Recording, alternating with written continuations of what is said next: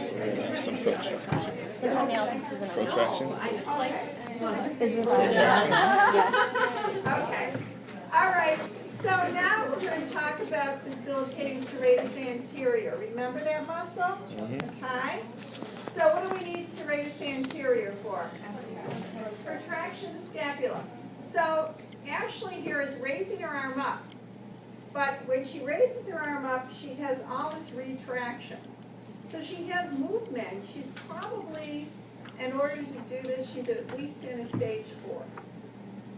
So in her shoulder is pretty stable. I've checked it out. She doesn't have any like bad subluxation or anything, but she has this retraction.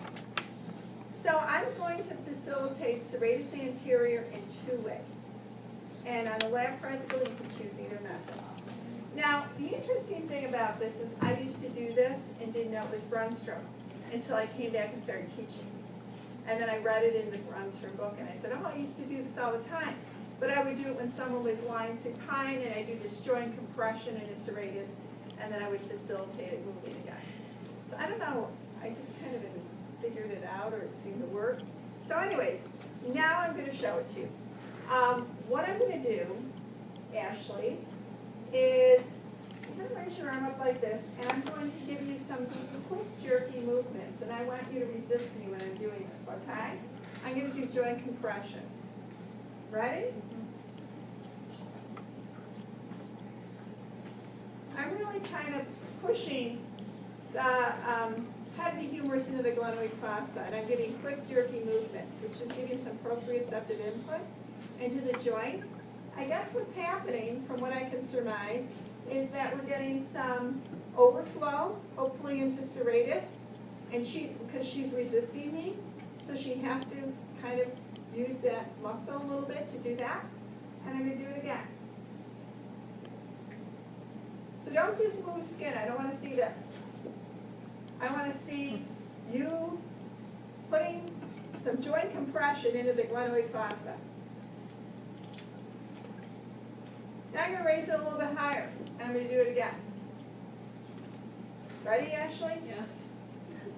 And I'm going to raise it a little bit higher.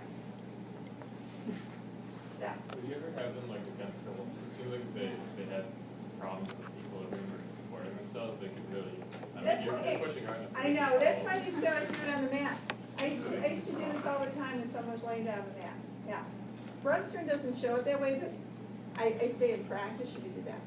Okay, Ashley, now you're up like this. Hold it. Hold it. Notice the theme. Hold. Isometric, isometric. Hold that. Don't let it drop. Don't let it drop. Okay, Ashley, slowly lower it down. Eccentric, eccentric, eccentric. Okay. Now I'm going to try for reciprocal movement. Can you come up here? Beautiful. This doesn't all happen in one session. All right. Now we're getting that reciprocal movement, which is beautiful. As we get more and more of that, and she has perfected this, I could give her some resistance. Come up against my arm. Come up, or I could use a weight. And what I'm looking for is some nice movement here, some good scapular protraction. So that's my first method. It's using, she's resisting me, and I'm doing small, jerky, compressive movements. You got to feel it, okay? All right. Second one, and you can choose either one. I'm going to ask Ashley to pull her arm across her body like this. When she pulls across her body, she really has to get into some contraction. And I'm going to resist her. So Ashley, you're going to pull your arm across your body like this. And I'm going to give you some resistance. And go ahead and do that. Great. Now I'm going to bring her up a little higher. And pull your arm across your body again towards that window. I'm resisting. Good job, Ashley. A little bit higher. I'm giving you some resistance. Good. She's getting tired.